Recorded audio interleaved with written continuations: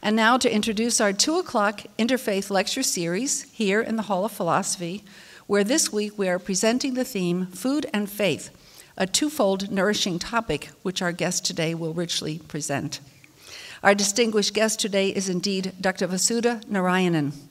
Vasudha Narayanan is Distinguished Professor in the Department of Religion at the University of Florida and past President of the American Academy of Religion. She was educated at the Universities of Madras and Mumbai in India, and at Harvard University. Her fields of interest are the Hindu traditions in India, Cambodia, and America, the visual and expressive cultures in the study of the Hindu traditions, and gender issues. She is currently working on Hindu temples and traditions in Cambodia. Professor Narayanan is the author or editor of 7 books and numerous articles, chapters in books, and encyclopedia entries. In addition, she is also the associate editor of the 5-volume Brill's Encyclopedia of Hinduism.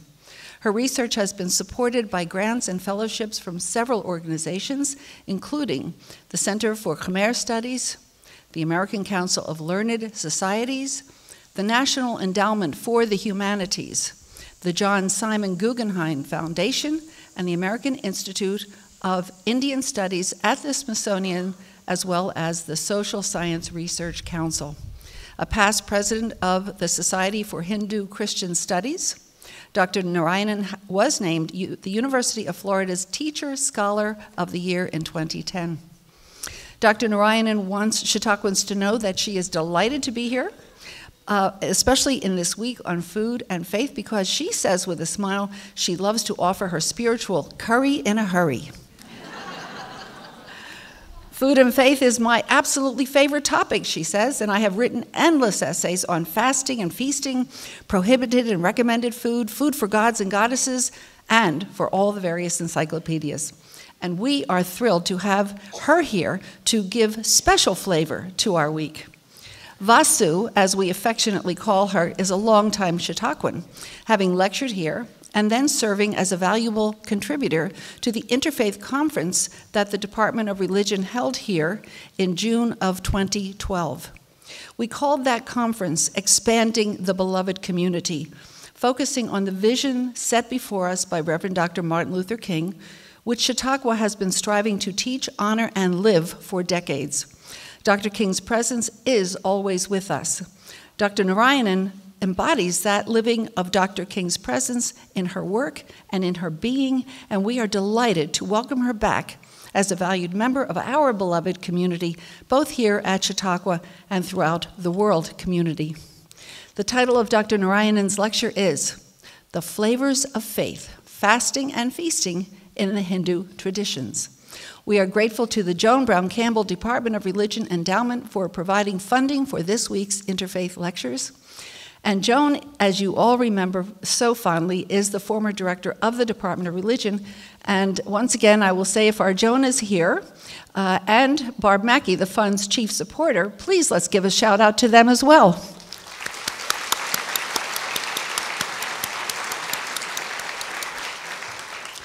The Department of Religion is greatly pleased to welcome Vasu back to this podium, so now I ask you to please join me in welcoming Dr. Vasudha Narayanan.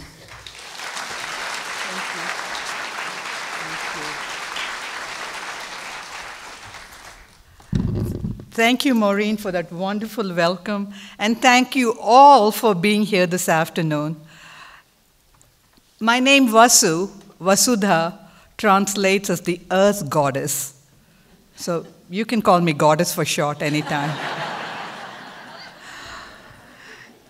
It's a pleasure and a privilege to be here, and a very special pleasure, because when I'm not cooking it, as Maureen said, I love talking about curry in a hurry. But why is it so special today? August 24th this year marks 70 years since Mina Miller Edison passed away. Mina was an activist and a reformer. Indeed, as Anne Jensch puts it, and I quote, a reformer who helped transform American culture by making it laudable for women to be active agents for public change in their communities, and I think that's what we all are. Mina was closely associated with Chautauqua. Her father, Lewis Miller, was one of the co-founders of this venerable institution. And after the age of 9, she started to spend summers here. She continued to spend time in Chautauqua after she got married. Mina was one of the women of Chautauqua who, as Jens says, refused, and I quote, refused to replicate their roles exactly as they were at home. Chautauqua's space was liminal, unregulated by the same constraints at work in women's homes. It offered ways of learning that encouraged women to test gender boundaries, even when that was not the intent. Mina was very involved in inviting speakers to Chautauqua. When Mina was here, Maria Parlova taught the first of a series of traditional cooking classes in Chautauqua in 1879. And others, including Emily Ewing, who was the dean of the cooking school, snuck in chemistry, physics, science, technology, and mathematics under the guise of domestic science in the 1880s. Mina's culinary interests are legion. Her recipes are still preserved in the Edison and Ford Winter estates and have found their way to many blogs. You can just Google her name, and it's M-I-N-A, not M-Y. And you'll find many recipes. And so it seems fitting to mark the 70th year after Mina Edison passed away with a series of talks on food and faith at Chautauqua, a place so close to her heart and to her well-being. During her lifetime, newspapers reported her as the model wife, the wife of Thomas A. Edison. So she was just known as Thomas Edison's wife. But I, stand here today with people like Mina Edison and on the shoulders of men and women like Mina Edison. She's the light brighter than the electric bulb. Mina's recipes are quintessentially American. Today, our country and our airports are peppered with, and forgive the pun, food from all over the world. Take Asian food alone. Does anyone here live in a place without Chinese takeout? Fortunately, the walls to all Asian, Mexican, and other diners and restaurants are permeable, with doors on them and cash registers that add to the local economy. Take a rough guess now. I always like to do pop quizzes. So, how many Chinese restaurants do you think are there in America? Take a wild guess. Thousands, yes? 40,000, give or take. As many as there are Chinese, Mexican. So that's a number. 40,000 Chinese restaurants, 9,000 Japanese, and upwards of 7,000 Thai restaurants. We are not in Kansas anymore. And our knowledge of non-Kansas areas is increasing faster than pad Thai noodles. As compared to all these East Asian restaurants, there are very few Indian ones. Less than 5,000, people, we've got to do something about this. There are historical reasons for America's fascination with East Asia. David Ludden notes that, quote, America's Asia mostly means China and Japan. And put in a historical context, he says, it reflects a special American attachment to East Asia dating back to the days of the Opium Wars and Admiral Perry's adventures. Europe, however, has had more truck with South Asia and has colonized it. we see the culinary revenge, the revenge of the curry. There are apparently more Indian restaurants in London than in Mumbai and New Delhi combined. We are here today to rectify America's disinterest in Indian food, of course. During Mina Edison's time, Chautauqua was the distribution center for the latest ideas in education, health, recreation, and so on. Today, you will be the ambassadors for the flavors of faith, Hindu style. Several years ago, and I begin with the incident that's been quoted today in the newspaper, when I first came as a graduate student to Harvard University, this was 1975, many moons ago. I was a graduate student and I was 2 years old, okay? A fellow student down the corridor kindly loaned me a few introductory books on the Hindu tradition. I read them avidly. And when I returned them, he asked me what I thought about them. With some hesitation, this was my first week in Harvard. I was kind of minding myself, not like how I am now. I replied, none of them really discuss the important features of Hinduism. So he asked me, what do you mean? And I said, well, they don't talk about food. And I continued, my grandmother made the right kind of lentils for our festivals, the auspicious kind. We make certain vegetables and lentils for happy and holy days, for celebration, and others for inauspicious ceremonies like ancestral rituals and death ceremonies. And none of the books mentioned auspicious and inauspicious times. Oh, said my friend, anthropological stuff. And just dismiss. I was very disconcerted at having my grandmother's practice of what I thought of as a religious life being dismissed as anthropological stuff. But over the last few decades, scholars have happily recognized the location of the heart of Hinduism. It's in the stomach.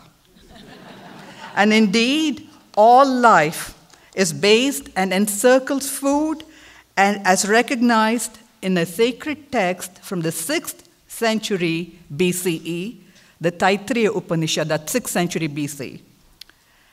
This text says, from food surely we are born, all creatures that live on earth. On food alone, once born, they live, and into food, in the end, they pass. From food, beings come into being. By food, once born, they grow. It is eaten and eat beings, therefore, it's called food. This is a cycle of food. We are all food.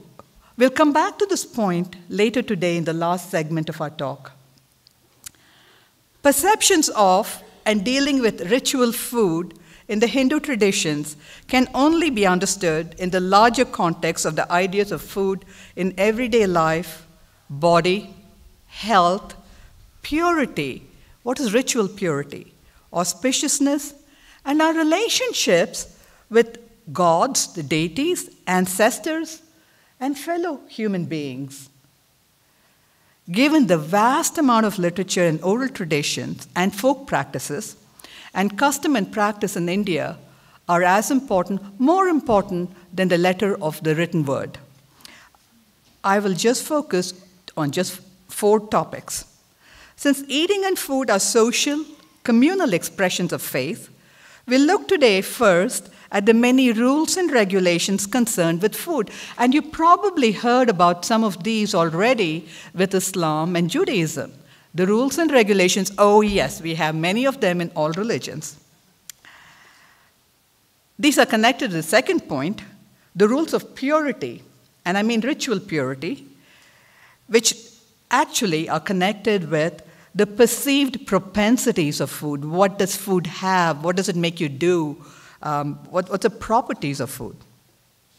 Third, very briefly, we'll look at the centrality of sanctified food. That is food offered to the deities in India. The food offered to God and consumed by human beings is called prasada, or grace, a mark of divine favor. Finally, we look at the food and the act of eating as a quintessential metaphor, the signifier of a relationship between the deity, between God, and the devotee. I call this section Delicious Deity, Delectable Devotee, because it's a mutual consuming of each other in the passion that the human beings and God have for each other. Now, there's a great deal of diversity, a whole lot of latitude, paradoxes in Hindu attitudes to food. There's no one single thing I can say which all Hindus believe in, all of them do. On the one hand, there are ascetic traditions which laud frequent fasting, abstaining from certain kinds of food, and even some of them even frown upon enjoying food. I even once heard, and this is the one extreme I will put, in one monastic community, that you have to eschew all enjoyment of sensual pleasure, including food. So you have to dip your food in the water, it said, squeeze the flavor out, and eat just 3 fistfuls. Arguably, one could probably count the number of people who do that in the fingers of one hand. Maybe. On the other hand, there is this 3rd century CE account, when a wandering minstrel, a bard, is welcomed with feast. This is from a Tamil poem, one of my favorite ones. So this bard, this poet comes in. Well, they all know it's good to be on the right side of a bard because he's a PR agent. And it's true. What he writes about you has survived like 18 centuries. So he sang about this, different communities. The hunters gave him on a broad leaf of teak leaf rice and delectable meat. The shepherds gave him grain and beans boiled in milk. In agriculture areas, the laborers invited him to a meal of rice and fowl. Fishermen gave him fried fish. The Brahmins gave him fine rice and pomegranate fruits, and so on. Other books describe meals with multiple kinds of meat and poultry products, from venison to peacock. Lovingly describe the textures of milk, boiled down to half, boiled down 3/4, what happens when you add this kind of sugar, and so on. The epic Mahabharata, which was completed around the beginning of the Common Era, 2,000 years ago, it was completed then, it's a long history. This book describes a picnic, and it says, clean cooks, under the supervision of diligent stewards, served large pieces of meat roasted on spits. Meat cooked as curries and sauces made of tamarind and pomegranate. Young buffalo calves were roasted with butter dripping on them. The same fried in ghee, that's the clarified butter. Seasoned with rock salt and fragrant leaves, large haunches of meat boiled in different ways with spices and mangoes sprinkled on them. Shoulders and rounds of animals dressed in clarified butter, sprinkled with sea salt and powdered pepper, and garnished with radishes, vegetables, lemons, fragrant herbs, and ginger. That is not an ascetic picnic. And then, fast forward about 1,000 years. About 11th century, what I just spoke to you was before the beginning of the Common Era. 1,000 years later, a king's meal. First were served fruits that could be chewed, grapes and pomegranates. Then fruits to be sucked, like oranges and mangoes. Then food that could be slurped, like soups. And in the 4th course came solid sweet items. Rice followed with meat and vegetables, and the 6th was broth. Dairy preparations made in the 7th course, and then the 8th ended with thickened milk, flavored with saffron and other items. And a lot of fried chips were served with this. Somewhere in between these extremes lies an average meal like masala Indian pizza. Yes, Domino's and Pizza Hut have made their way to India. The act of rich eating is a sacred ritual in many religions. In Hinduism, food is ceremoniously offered to ancestors, deities, birds and beasts, guests, and other human beings, and sometimes all of the above. before the orthoprax people are supposed to eat. Discussions on food in domestic ritual context in the books of religious law include, and these are the regulations and all the different rules we have, all the books will tell you how many times a day you should eat food, the recommended and the forbidden foods, the nature, that is the character of the cook and the giver of food. So you better get it from a good person. Causes for the ritual defilement of food. How does food get polluted? The presence of a hair in it. Food made yesterday. All kinds of details. Consuming of meat and alcohol. The ritual protocol before, during, and after eating a meal. Food in ritual context is more than knowing what is forbidden and allowed. In the text of dharma, that is righteous behavior, in many homes and in rituals surrounding food, it would involve the gender of the cook, happily a male. The times one may eat twice a day, not during twilight times, not during eclipses. How many of you broke that? Yeah. Or during a long list of other occasions. The number of times that one may eat, not eat, and so on. In earlier times, the other directives were also in vogue. These included the order of the courses in a meal, the direction in which the diners sat, preferably facing east or north. How much may you eat, how many morsels? The materials with which the cooking vessels should be made, what kinds of foods and drinks one may have, and what is to be done with leftover food. Well, that's easy. I eat it the next day. These are all topics for extensive discussion. There are just reams of books. And many of these are directives. Others, which are common to the local region, were followed for centuries. Many dietary regulations and practices still continue in Hindu families around the world, and one would be hard-pressed to find Hindus not bound by at least some rules, at least on the ritual occasions. People may eat meat all their lives, but they'll say, oh, on Thursdays and Saturdays, or Tuesdays and Mondays, whatever, I don't eat meat. Orthoprax Hindus may be more stringent in the degree of compliance with the regulations. The fortnightly, monthly, and annual calendars have dates and phases of the moon which involve fasting at the appropriate times. There are technical differences in the kinds of fast. It doesn't mean that you just abstain from food and water. Some mean abstaining from salt for 24 hours. So that sodium detox time actually comes in this afternoon according to our ritual calendar. It comes every month. Or in some, you abstain from grain. In some, you abstain from this or that, particular kinds of food. And certainly, some items like onions and garlic are no-no for several people, for several communities. And then, the intention behind and the times of the fast are said to have the right results. Because you may take a fast saying, I hope my daughter gets into the right school. And they can do the fast for 8 Sundays or Mondays or whatever you pray for. Or you could, well, actually, I don't know too many people who fast for liberation, but that's all right. In some cases, observing the right kinds of fast at the correct times, like abstaining from rice, indeed all grain, on the 11th day after the waxing or waning moon, are said to have the efficacy to fulfill earthly desires. And, never mind, Hinduism is not life-negating. It's very life-enhancing. And also to give liberation from the cycle of life and death. Underlying the general rules of food and eating are notions of purity and impurity. There are other ideas which are more whimsical.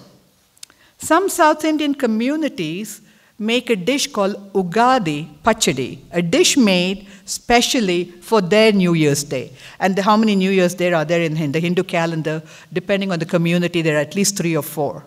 That's not counting January 1. It depends on which calendar we follow. Now, this particular dish, this chutney, is like life itself, they say, a piquant combination of many flavors. This dish has the sweetness of jaggery, the sour taste of tamarind, the bitterness of neem, the fiery excitement of chili, and the pungency of mango, they all come together with salt to mimic the taste of life itself. The sweet, the sour, the bitter, and everything else come together like life. The Yugadi Pachadi is said to be like a hologram for the experiences the new year will bring, and that life itself. Now, this brings us to the second point, which is really the propensity and the properties of food. As early as the Upanishads, 6th century BC, a direct connection is made between eating what is deemed to be pure foods and salvation and liberation. Pure food is said to lead to a pure mind, which in turn leads to a steady remembrance of the Supreme Being. And when this is secured, all the knots that bind us to the world are loosened. Purity in connection with food has many facets. There's ritual purity, mental purity, and a moral purity, as in sharing the sins of the co-diners. This may help us understand some of the rules and regulation. And the idea is that of contagion. That is, it's somehow connected, the contagion in preparation, serving, and consumption of food. Those who cook, those to whom the food is offered are gods, the ancestors, birds, and human beings. And those who consume food are all connected. We are all connected in a shared web of qualities, blessings, and sins. When offered to the deity's grace is infused in the food and given back to the devotee. On the other hand, in everyday life, the qualities, even the sins of the cook, it is said, the thoughts of the cook or the server is said to be transmitted in some measure through the food. It's the idea that the food that's prepared to you, if it's prepared by a person with anger raging in his or her mind, somehow passes on to you. These beliefs underlie most of the rules of ritual purity and notions of the theological understanding of food. It's believed that one shares the sins of the people one dines with, especially if one eats in a single row with them, and also those who gives us the food. Just quoting one text, evil deeds of men resort to their food. Whoever eats the food of another person partakes of that person's sin. Oh, never mind. I wish I'd known that before. So the propensity of food, what properties does food have? Perhaps the bulk of the discussion in all these deal with what the properties are. In the popular understanding, and by fitting a template from philosophical discourses on what we eat, food, like people and even deities, is said to have propensities to bring purity, sattva, sloth and stupor, and energy and passion. And it's not that you should neglect one or avoid one. The right balance and moderation in all three are recommended. So Hindus understood food to have propensities, so some kinds of food had rajas, that is energy, passion, get going. Stale food and liquor giving rise to sloth and sluggishness and so on. Lentils and most fruits, certainly not all, were considered to be sattvic or pure. Now, contrary to popular perceptions, most Hindus are not vegetarian. However, many castes and communities avoid the eating of fish and fowl, especially on particular days of the week or times of the lunar calendar. Some communities consider themselves to be so pure because of devotion to God, they'll only eat pure food, not just vegetarian, but they'll avoid certain kinds of foods like onions and garlic. In addition to all of this, they'll avoid mushrooms and many other stuff, every one of which I like on my pizza. Many scholars believe that most people in India ate meat, possibly even beef. I read you some of those passages. Possibly up to the beginning of the Common Era. It's a matter of some controversy whether Indians ate beef in early centuries. But the evidence that the cow was a protected animal, even then, is quite strong.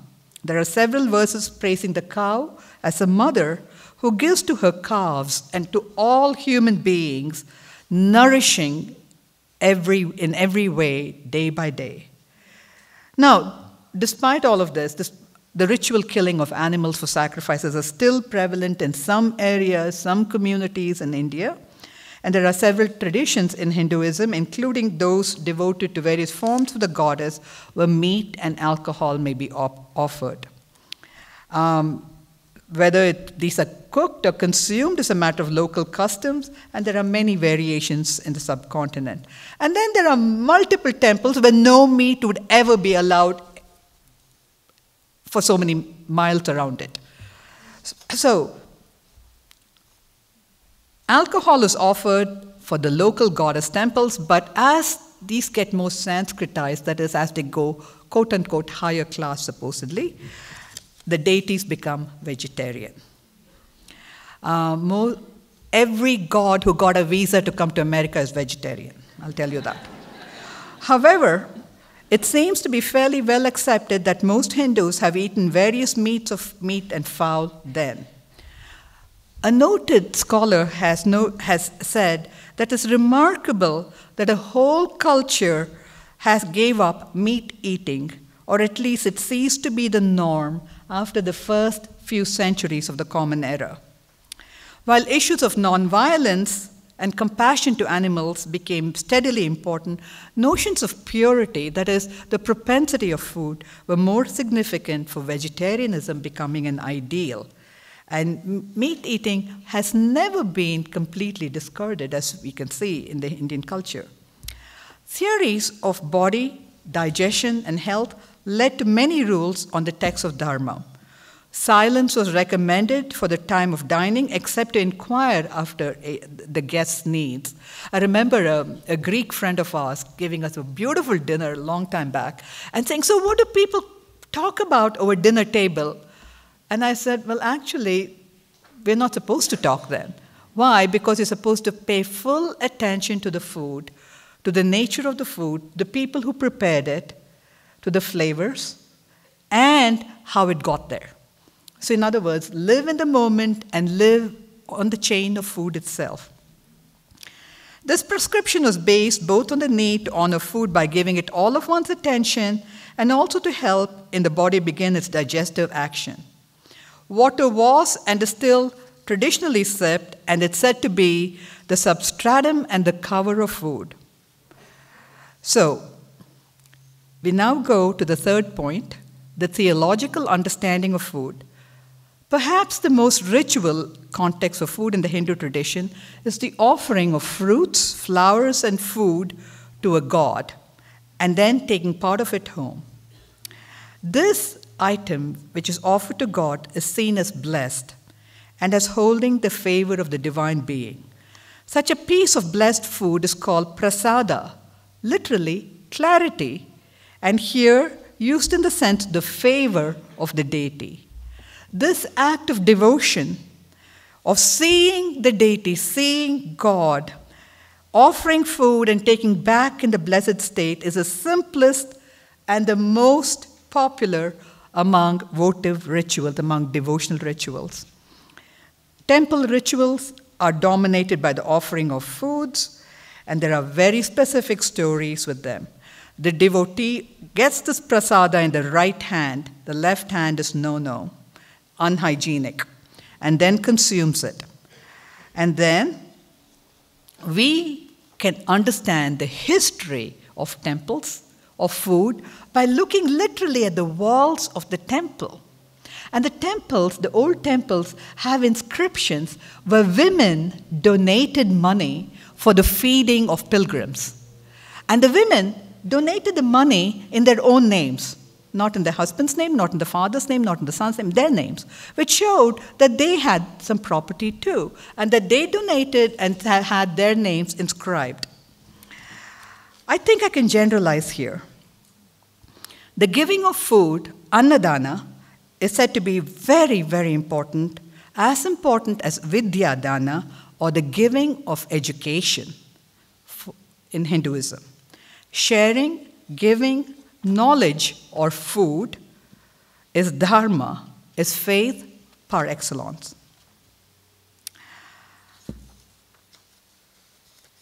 Because the food offered to the deity is sanctified, one understands the famous chant that I quoted earlier. The reciter says, "I am food, I am food." The mystical idea of the union between the food and the food eater is seen in the union between the devotee and God. In this text, in the text called the Taittiriya Upanishad, the Supreme Being is ineffable, beyond gender, beyond words. And the sacrificer speaks of this Supreme Being as the essence of life, food itself. That Supreme Being is food. And he says, I am food, I eat food, I eat food. That is, I am part of the divine. In this verse, which is recited as part of the weekly temple liturgy, in temples all over the world, the devotee, after having described the Supreme Being as food, continues to identify himself as the food eater and as food. Now, it's been interpreted in multiple ways, but one of the main themes that come out is a union between us, the food, and the Supreme Being. And this takes me to the last section of my talk, delicious deity, delectable devotee. In a 9th century Tamil poem, the Thiruvaimozhi, sacred utterance, the poet Nammarvar sings, "The food I eat, the water I drink, the betel leaves I enjoy are all Kandan, are all God. I eat this God." As this poem unfolds, the poet claims that the supreme God, whom he calls Vishnu, is swallowing and eating him. God loves the human being and consumes him in his love for us. Food and the act of eating are seen as root metaphors for what we call the ultimate goal of the human beings, an ecstatic union with the supreme deity called Vishnu. The union between the Lord, that's Vishnu, and the universe, and the Lord and the devotee are both spoken as being eaten by God. The notion of God swallowing and containing the universe is seen in many Hindu texts. At the end of the cycle of time, at the time of dissolution, and by the way, creation and dissolution of the universe are cyclical. So this creation of the universe lasts billions and trillions of years. It's destroyed and creation begins again after a time of dissolution. So the universe is cyclical, but human beings who are reborn in this can put an end to it and gain salvation. So at the time of dissolution, it's believed there's just oneness, and that is the Supreme Being swallows the earth. It's a metaphor used to say it becomes the universe, the created universe. Material nature becomes one with the spiritual. There are no polarities, it's just one. This Vishnu not only contains the worlds, he by his pervasive power is said to penetrate and fill them. The idea of eating and containing and then penetrating and filling is repeated with the union with the poet, Nammarvar, and to God. In this poem that he has, the union between the Lord and the devotee on the one hand and the Lord and the universe on the other are both spoken of. Further, the union between the devotee and deity is depicted as being rapturous and ecstatic, as is the union between lovers. It's very much the kind of like the Song of Songs metaphors. Again, metaphors connected with food are used, as in love. I mean, we all call people honey, sweetie pie, you know. This is a more exalted form. It's like those words on steroids. So, food then becomes the signifier of both a sexual and a spiritual union between the deity and the devotee. The descriptions of the cosmic union brought about by God swallowing the earth and the union, the rapturous union between God and the devotee, are dominated by the notions, the imagery of taste and food. Consider some of these verses. I'm just picking up a few at random. Shadagopan, that's the poet, sings about the Lord who ate the worlds, the Lord who is like honey, milk, syrup, and nectar. God, he made me him, the unique one, the first one. I tasted him, sweet as honey, milk, syrup, and nectar. I was conscious of this. The analogy used to describe this and celebrate this most intimate union is not without precedent. The Kama Sutra, the manual of love, describes the closest and the most intimate union between a man and a woman as resembling the mixture between milk and water. The relationship between the Supreme Being and the human soul is said to be like that of salt and water. Brahman, the Supreme Being, pervades the universe and is diffused in it like salt in the water. In other genres of Hindu literature as well, the imagery of food, eating, and being eaten are used both for spiritual union as well as sexual union. And this poet says, speaking about God, with gentle grace he comes, he enters my heart, he sweeps me away, becomes and eats my life. As if he were trying to show his grace, he entered me, and then all at once he gobbled up my body and my life. My life was seized. He who takes me as a servant, the wondrous one who ate my life, enjoyed me. And of course, the poet enjoys God too. The deity and the devotee consume each other in rapture and are one in a mystical union like the many flavors of food. We now come to the last few minutes of our time together this afternoon. What do we get out of all of this? So I gave you a whole bunch of information. So what? I'd like to leave you with a few points. The first point that the Hindu tradition seems to be arguing for, through the text and through practice, is moderation and balance. Yes, there are rules, but the faith is more important than the rules. If anything is offered with devotion, the rules of diet do not matter. There's a famous story told. It is said that God came as an incarnation as a man called Rama, and he only offered the purest of foods to him.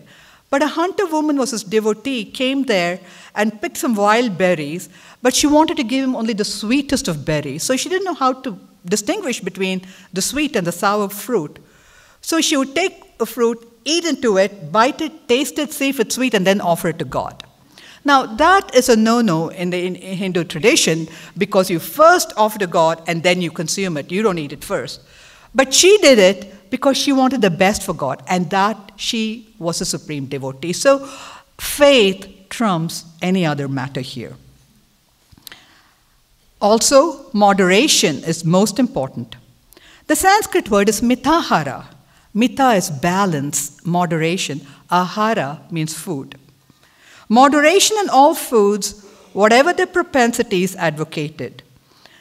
I keep telling myself, the day I apply this rule to chocolate will be the day I earn salvation. But the taste is more than physical. Taste is imagined. And those who fast at times imagine that taste.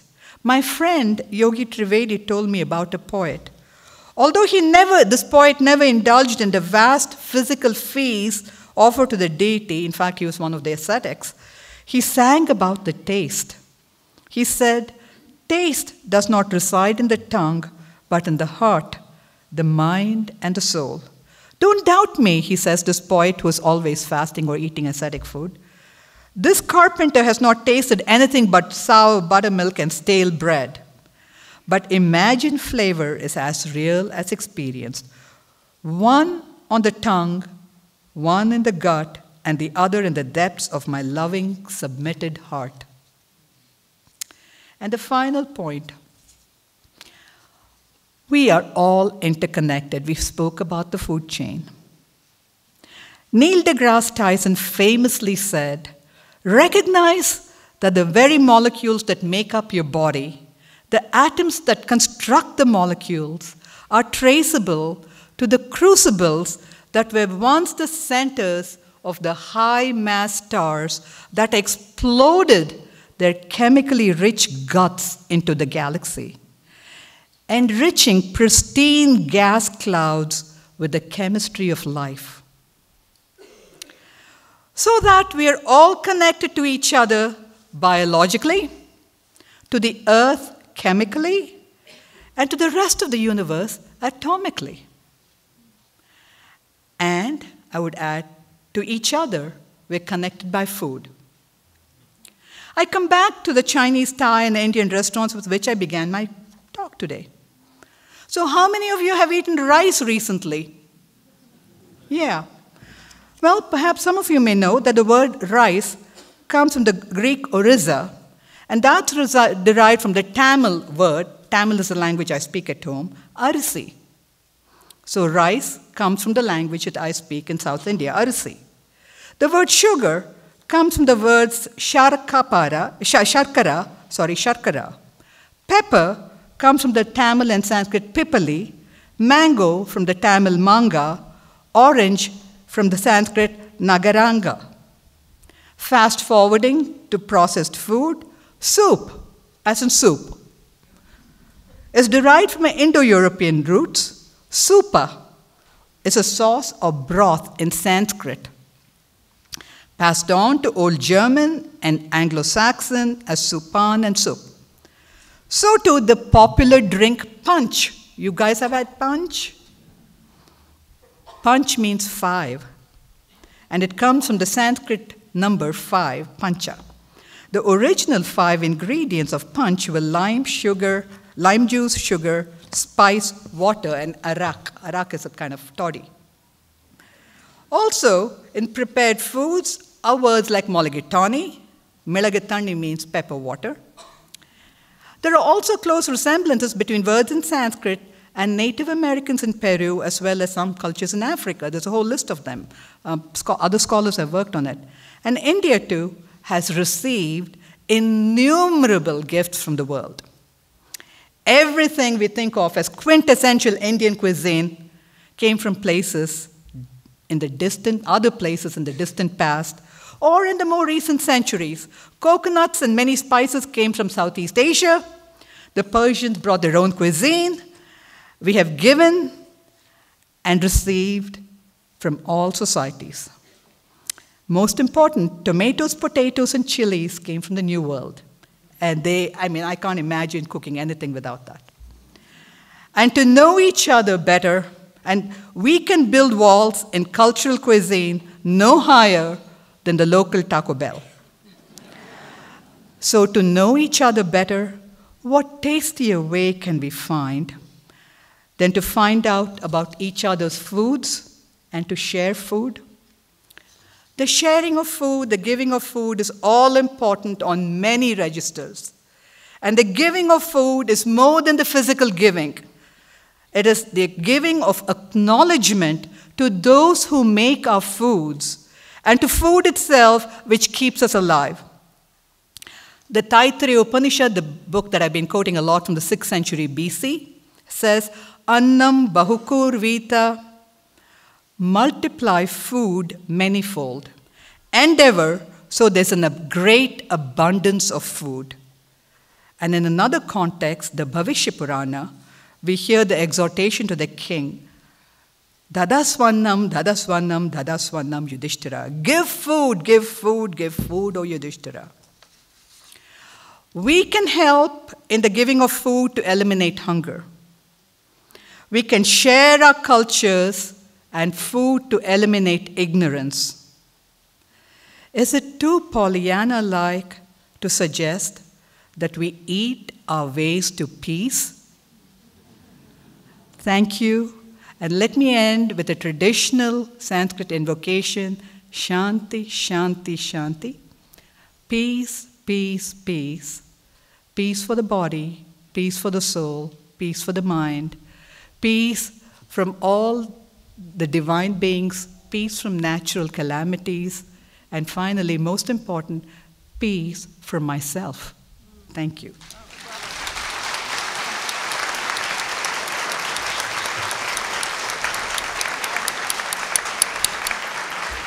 Vasu, what a lovely, delicious time you have given to us today. And I'm so struck as we listen to you teach us about food within the context of the Hindu tradition, because it's added to this delicious feast that we've had this week with beginning with a Christian perspective on Monday and a Jewish perspective on Tuesday and a Muslim perspective yesterday, and now our Hindu perspective from you. And it's all been so similarly poetic and inspirational. And through it all, and you remind us today so beautifully that when we taste and eat, we really are partaking of the divine and recognizing in all that our connection with one another. And so to you we say Shanti, Shanti, Shanti. And now we welcome others to come and give some, I think, honor to what you have shared with us today. So we'll start over here. Yeah, thanks. You discussed beef and, whether it's not totally clear whether it was consumed at one time by Hindus in India. But I grew up as a Hindu in India, but, India being constitutionally a secular country, it's very troubling to hear of all these beef, so-called beef lynchings in which self-appointed cow vigilantes are killing Muslims in the name of protecting cows. Now, is this based on any, non-negotiable tenet of Hinduism, or what is the, origin of this kind of militancy? And it particularly affects the Muslims in India because culturally and economically, beef has been an integral part of the diet. Well, very good question, very relevant to the times. And the first thing I have to say is that, like anyone else, we cannot ever condone any killing, any violence in the name of, whether it's beef or in the name of religion. That is absolutely wrong. We cannot kill in the name of God. Go out and kill, especially in this. Now, it's even more troubling in a case like beef, because while today India is almost completely all Hindus are non-beef partakers, there is some question about it in the earlier text. And as I said, whether we follow the text or not, it's really a matter of custom and practice. So over the centuries, people have been more. So there is no one single rule which says this is right or that is wrong. The reason is there are words which may have been used in a different context earlier. So whether they meant beef, venison, or something else, we're not really sure, or veal, we're not sure. There seems to be some evidence, scholarly evidence, that they did eat it. So whatever it is, whether they ate it or not, or did not eat it, even if they never ever, and even if there are statements saying you should not eat beef, that doesn't give anyone a free pass to kill anyone, period. Thanks. You made a statement about detoxing sodium from your system. Is part of your whole diet have a purification or cleansing aspect to getting different things out of your system and to address your health or whatever? Would you address the cleansing? That's a huge topic, and I didn't get into it. The connection between food and medicine and your bodily well-being. Mm-hmm. So maybe I can come back. Okay. Ideally, and there are many statements to this, they say if you have good food, the right kind of food at the right times, you don't need medicine. That's medicine. Now, we are long past that. The toothpaste is out, as you well know. I mean, the food chain that we have, everything is chemically involved. So we don't know if that's good or bad. But several of the fasts are said to have or perceived to have that kind of cleansing. And many of the Ayurvedic would be the complementary medicine going way back several millennia. Those systems certainly advocate eating and purging so that the impurities come out of the system. And there are different ones for everyone. But the one which I mentioned was just on the top of my mind because my cousin sends me the lunar calendar and the ritual calendar every day by WhatsApp. And I just find it riveting. And so it is a particular constellation which is near the moon. And on that every month, people who observe may refrain from salt. Again, I can't think of too many people who do it, but there it is. Most of the foods that you dealt with have been on the menu since time immemorial. But you did mention New World foods, which only became available after 1492. And I wondered, did they present religious problems or dilemmas in terms of incorporating them? And how did that work? Very good. I mean, like, what did people think about potatoes and onions? Actually, potatoes and chilies. People preferred not to think about them because they liked it so much, so they didn't want to bring it to anyone's attention lest there be some kind of prohibition against it. So I actually remember when I was a child meeting a very old man who told me that his grandfather remembered the introduction of potatoes. There are a few orthoprax people who will not eat some of these New World, but I would be hard-pressed to find many. So they did not present a dilemma, not as much as other traditional foods like onions and garlic. So the potatoes and the chilies were simply there. Well, the text didn't deal with them, so it's okay. But seriously, there is a point I'd like to make. For some rituals, like ancestral rituals, which mark the death of an ancestor, the meal that's prepared that day goes back to the time of the Vedas, supposedly. So the ingredients used for that will not involve the New World vegetables. So it'll only involve certain kinds of black pepper and sweeteners like those which came from the sugar cane, the jaggery parts of it and so on, not the New World food. So it's not a problem. They avoid it on a few ritual days, very few. Not for weddings, nothing like that, not for celebratory events, but only for a few hyper-orthoprax days.